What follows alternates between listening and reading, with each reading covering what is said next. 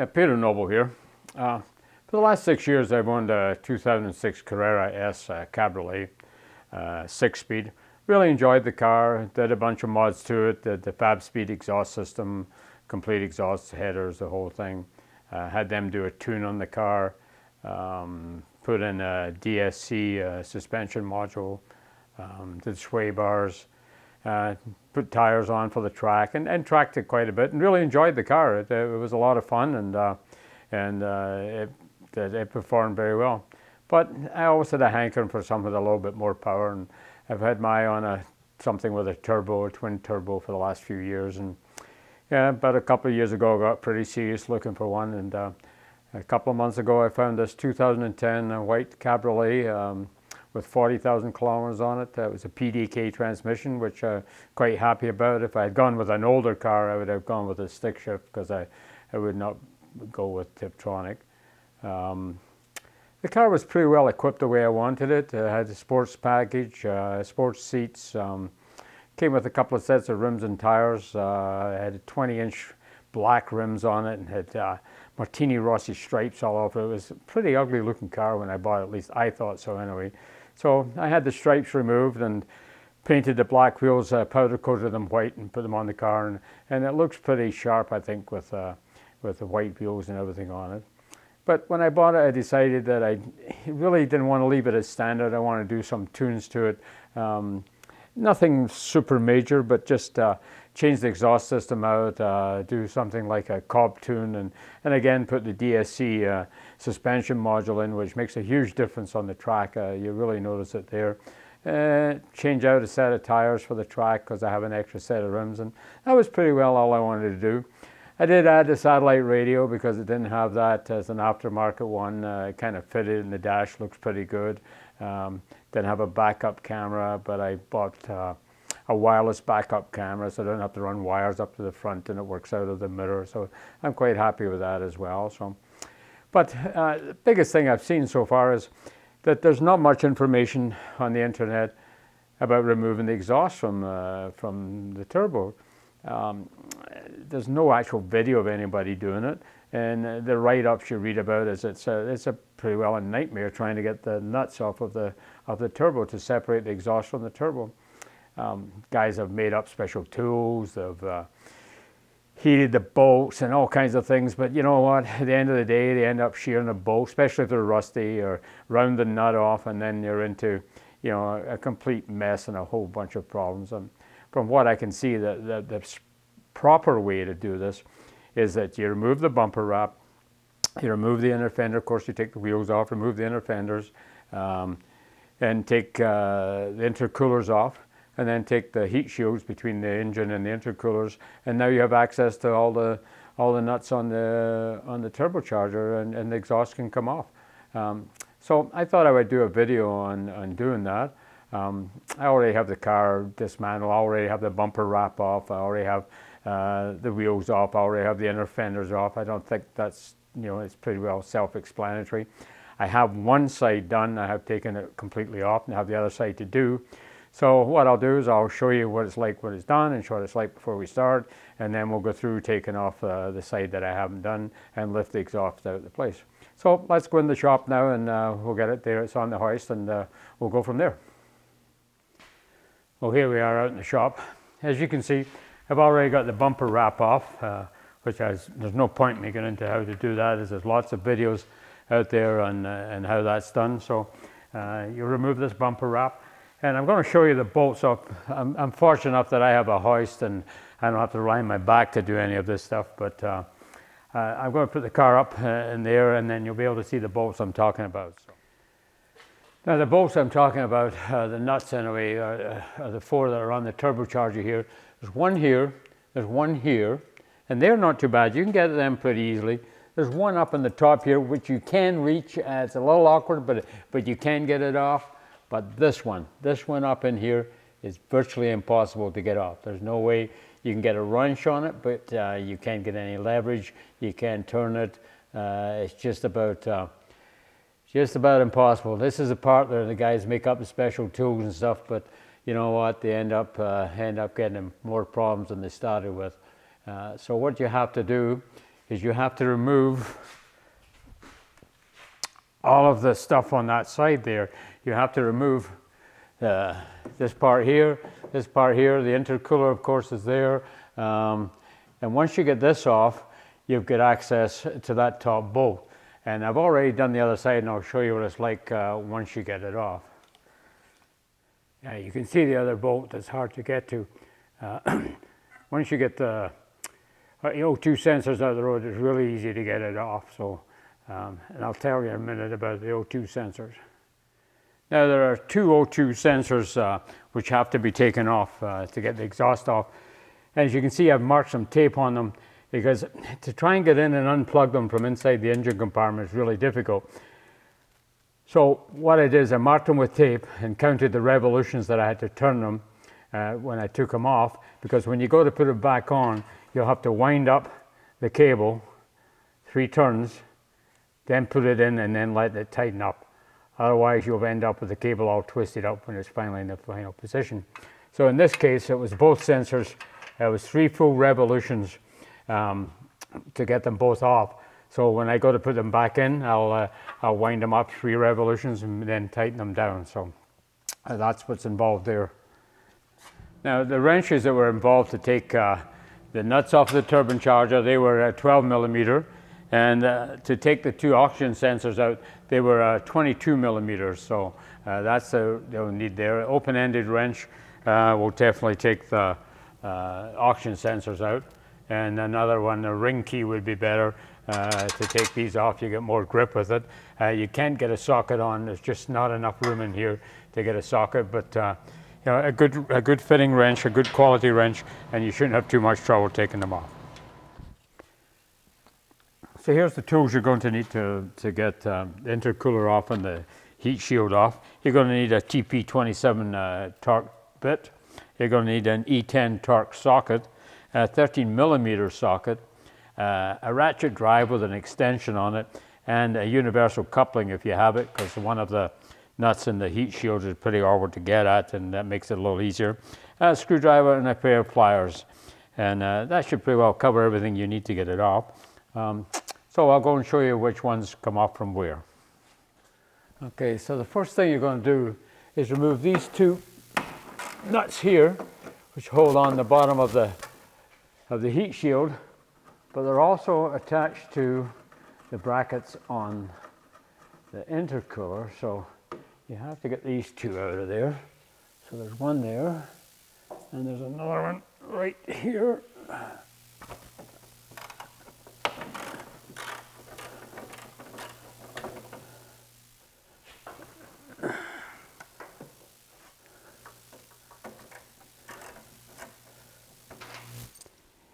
Make it a little easier if I get extension on it here. I can get on it and turn it by hand.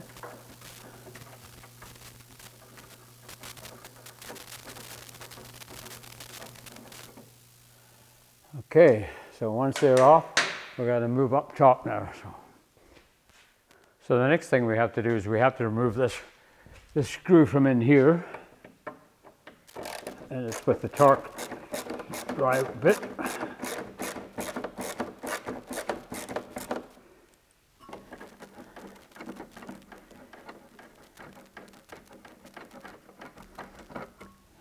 So that's that out of there. Then we're going to move up to the bolts on the actual brackets themselves. So the next thing we're going to do is take our 13 millimeter socket and take off the 2 bolts that are here holding the back of the bracket on. Now you can just loosen them off. It looks like they're supposed to slip on, but I got the other side, I took them all the way off and made it seem to make it a little easier, and I did it that way instead of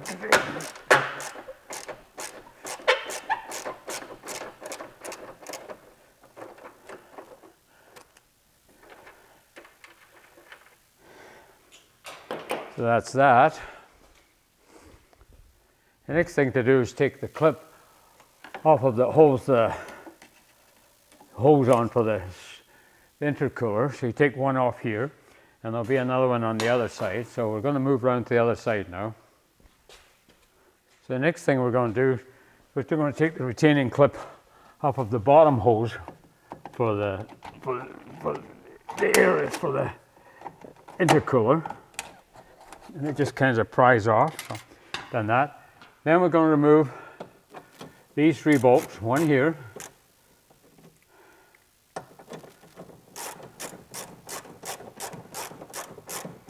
and there's 2 more over there on the other side. We'll get this one out first. So this is out of there.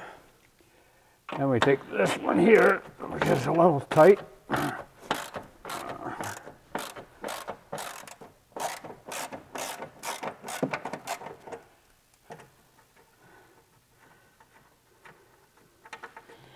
And then the last bolt is over here.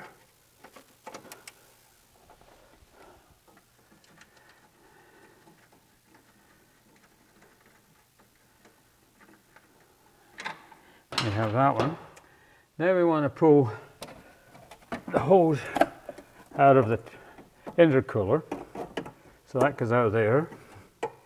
And then we go around and pull the other hose off from the back here that we just took the clip off of. It should come undone.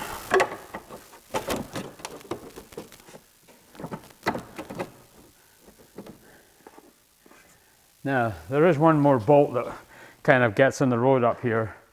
So we're going to remove this bolt up in here, which is protruding, and it's stopping it's holding on to the plastic, so it's stopping the plastic from coming out. So we could take it right out the road, and that should let the whole intercooler fall down once we get that out of the road. We might have to do, I don't know where I did that one the last time or not. There we go.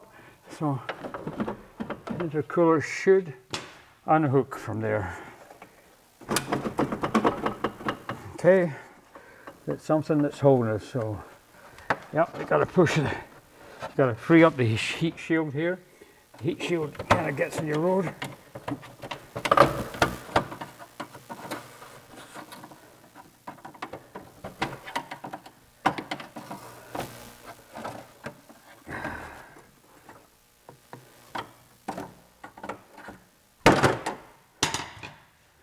And we got to do the other one on the other side. Just pop out the heat shield bolts. So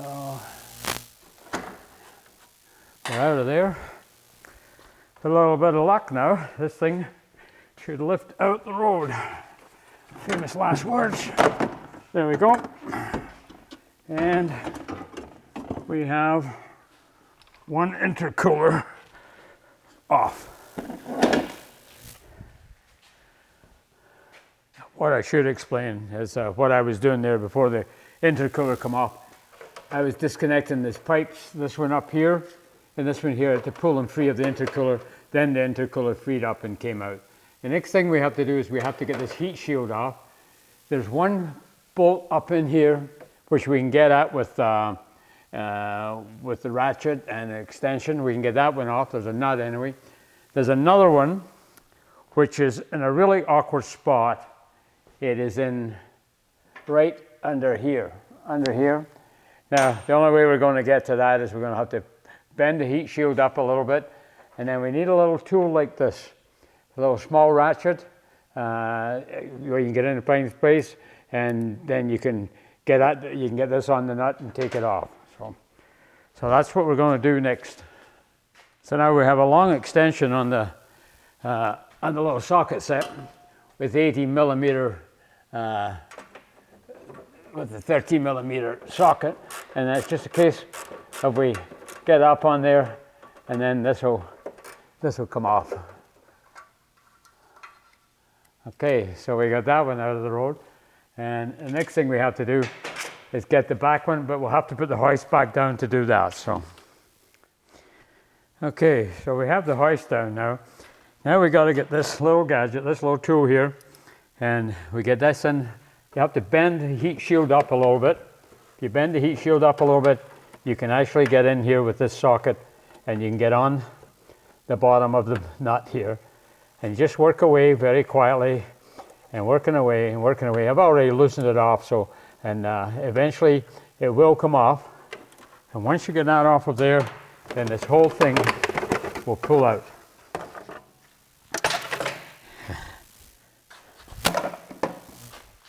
It's a little finicky trying to get this one here that's up in here. It's right here.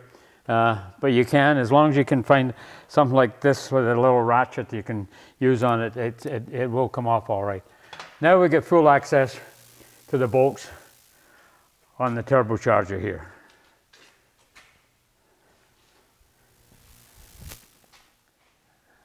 So the next thing we're going to do is get this nut off here. Now these things are on with a vengeance. They are super, super tight. So what I do is I just make up a little leverage with an extra wrench. You put that on there and then, there we go. We got it loosened off. So now we can get a couple of turns on it. We'll take it right off. Yep. And the next thing we're going to do is get this one in the back here. First of all, we're going to take out the oxygen sensor though. And we'll do that in a second. Okay, so next thing we're going to do is take out the oxygen sensors, but we're going to mark them so that we know how many turns, and it's more than likely free, but we need a reference point on them anyway. So I'm going to mark both these things with some tape and then unscrew them. So we'll mark those. 5. Okay, so now we got that marked, and we got that oxygen sensor out of the road. We can get at this last bolt here, and I'd already loosened it off because we could get at it from the other side, and so we'll take that off out of the road. So the only thing remaining to do is we have to take the shield off, and there's one fitting here that holds the shield on, and I think it's that size there. Yes, it is.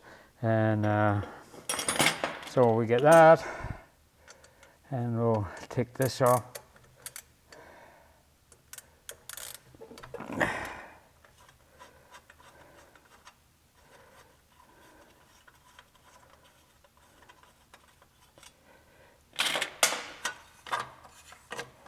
And that should let the shield come off, which it does. Now we get full access to the turbo. So the next thing we're going to do is we're going to put it back up in the house, take the brackets off of the front of the muffler, and the whole thing should pull off. So the last thing we have to do is we have to take the bands off here that hold the exhaust, and they got fairly long bolts on them, but I got my trusty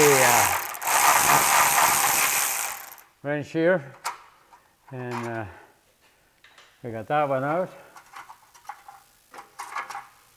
and I'll get this one here. Still a little tight yet. Yeah, I have to go the long way. There we go.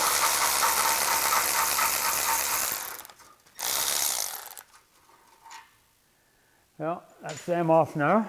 So, you pull the bands down, push them up, pull them down, and then a bit of luck. All the bolts off the muffler, it should be coming right off. Had to jiggle it around a little bit, but it's ready to come off now. I'm just going to bring in something to support it on when I drop it down. It's fairly heavy, so I'm going to use this toolbox.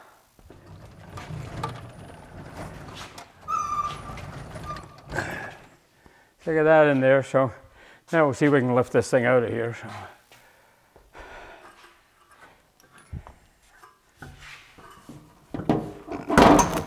Okay, so we have it gone from there. Now we just got to get it free. And I think if we just put the hoist up, there we are. It's clear of this thing, so just pull it out the road.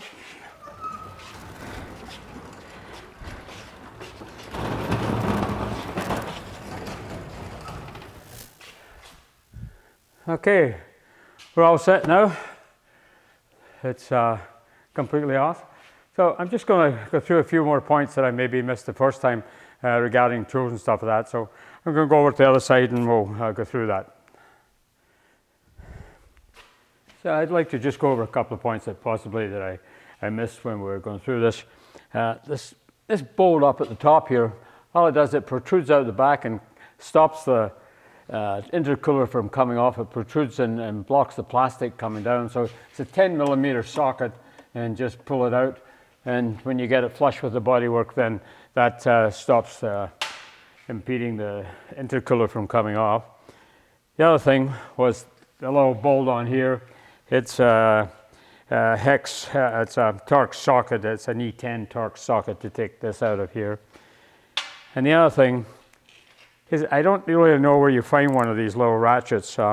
This one I got from, I think it was an aviation supplier years and years ago. But I think if you go to Harbor Freight or some of those stores, they'll more than likely have something like this, but it's a handy little tool. And I would say the most difficult part of this whole job was getting this nut off of here. I don't think I could have done it without this little tool, so that'd be the one thing you'd have to go find if you're going to do this. Other than that, we're all done. I'm not going to put it all back together. I've ordered an exhaust from a company, and it isn't here yet, so I was just getting prepared for when it does arrive and know how to put it back together.